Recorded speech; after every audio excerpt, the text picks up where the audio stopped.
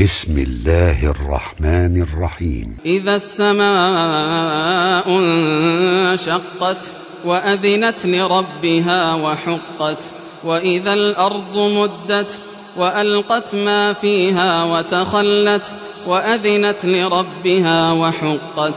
يا أيها الإنسان إنك كادح إلى ربك كدحا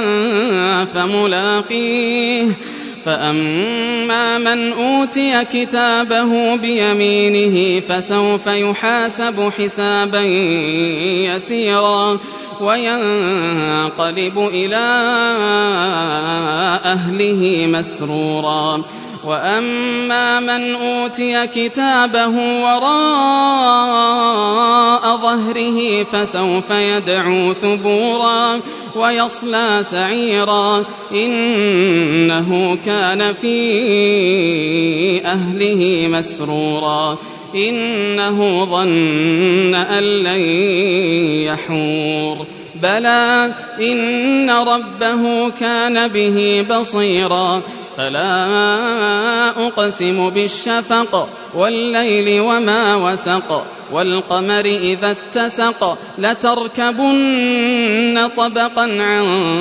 طبق فما لهم لا يؤمنون وإذا قرئ عليهم القرآن لا يسجدون بل الذين كفروا يكذبون والله أعلم بما يوعون فبشرهم بعذاب أليم إلا الذين آمنوا وعملوا الصالحات لهم أجر غير ممنون.